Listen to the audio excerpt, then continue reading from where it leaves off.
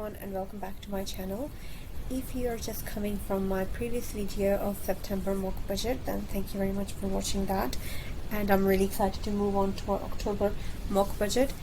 And if you haven't watched it, I will link it down below for you to see, because it will just give you an idea of what we're dealing with. So in this video we're just going to do a mock budget for the month of October using my estimated earnings that I will be getting during maternity leave.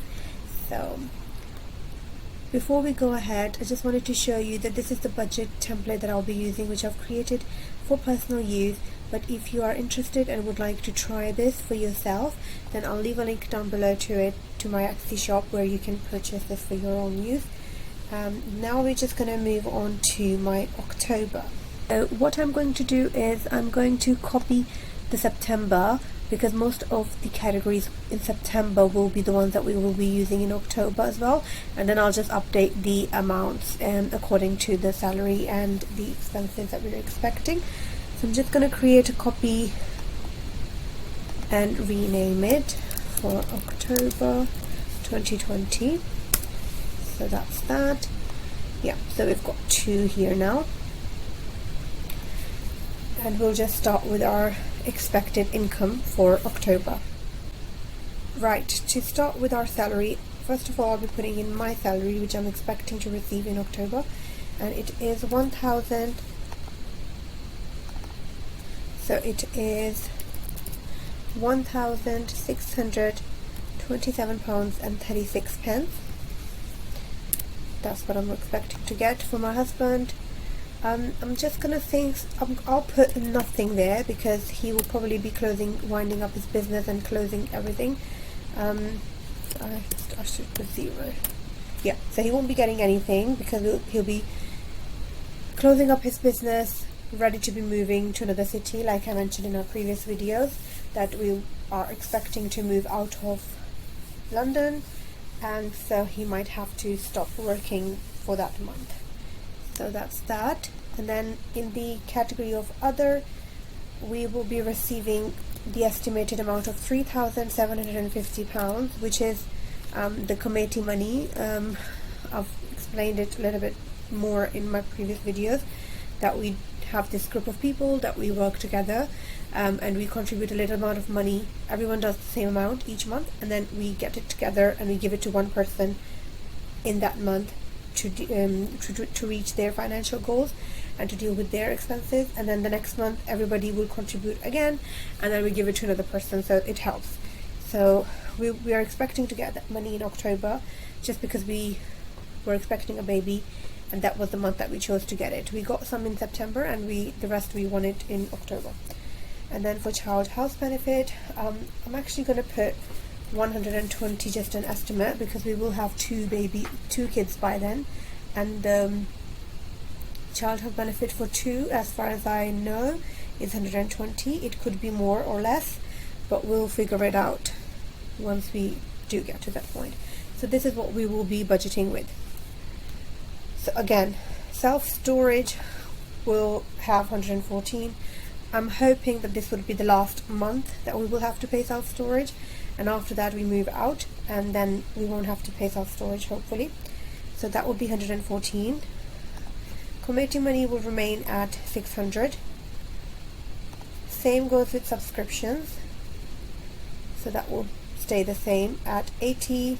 Groceries, I think we should budget a little bit less, so I'm just going to do 300. For phones, in this month I think I will add up my husband's and mine. So £11 is just for my phone, but because he is not getting any salary, I just want to be on a safe side and budget for his as well, just in case we need that. So I'm going to budget 40 as a sum for both of us. And then for travel, I'm going to do 250, because again, he won't be getting any salary, so we want to budget for 250. So that travel, just wanted to explain, we won't be using public transport because now we have a car, so that 250 amount will cover his car insurance, the fuel for the car, and other taxes that we might need, because I won't be traveling on public transport and wherever we go, I am most likely be traveling with my husband or with my dad, and that would be on a car, so I would budget 250 for that. And in the miscellaneous category, again, I'm going to put 50, but actually I think I should put 100 because we will have a baby then, and we might have extra expenses which we don't know. Now I'm just going to have a look at see if it covers everything. So far so good, I think. So that's given us a total of 1,484 in our normal expenses. And then here, so we shouldn't have this category then anymore, I mean this line item, because if you have seen our September one, hopefully we would have paid that off completely, meaning that this line item won't be there anymore. So I'm going to go ahead and delete this one. That will allow us to move on to our next personal loan line item. So I'm gonna do, because we owe 500 to that person, and I'm hoping to pay off 500 in full in that month, just because we have that extra income and we want to get rid of most of the loans and debts that we possibly can. And then carrying on with our credit cards, I will just put minimum amounts there, and if anything does change, then I might add some more towards our credit card, or one of them. So that's that. And then moving on to our savings and sinking fund boxes. So far we haven't been putting anything to emergency fund. I think we only have like £100 in there. My initial aim was for 1,000 by the end of 2020. So let's see if we can contribute something towards emergency fund in this month. Just wanted to show you something here underneath. So this spreadsheet, this template, is based on zero-based budgeting. So what that means is that anything that we bring in should equal to things going out. So anything that so our outgoing expenses should not exceed the money that we're bringing in. So this difference in the end should be zero. So what that means now at this moment is that this is the amount that we are left with to put and contribute in this section here. So I think I'm gonna give myself a little bit extra this month, because I haven't been using, just because I didn't give myself anything the last month. And in this month I will also give my husband some allowance, because he won't have a salary, so he might need some money towards personal things. And for my daughter, I think I'll give her 80, or I'll just keep it to 40. And in the baby category, I'll still put 300. And for my 52-week challenge for the month of October, what I have to put is 104, so I'll put that in there. And for my husband's challenge, I'm going to put 50 there, because it's 50 per month. And then new house, I'll just subtract that. Towards my business, I'm going to put 550 as before. And then I would want to put some towards car maintenance. And then fun and entertainment, we want to start building a little bit there, just so we can do some things after the baby is here. And then I think I'm going to put 2,500 towards our new house budget, because most likely we will be moving out at the end of October, beginning of November, and that is the amount that we'll need in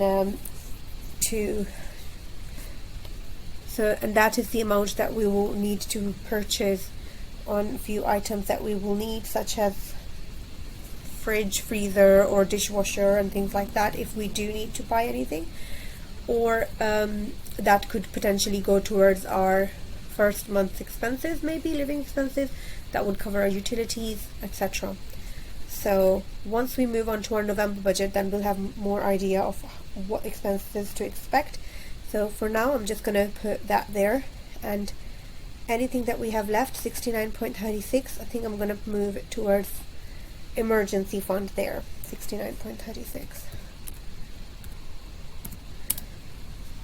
Right, so that gives us a difference of 0, which means anything that we bring in has a job in our outgoing expenses. I just wanted to clarify that whatever I'm doing in this budget is not set in stones. It just gives us an estimated idea of what expenses we will be having in that particular month, and if we have enough money coming in to cover all those expenses. If in case we don't have enough money, then we need to plan ahead and decide which expenses to cut and how to compensate the money that we need. So I hope you found this video insightful, and this gave you an idea and some inspiration on how to do your budget.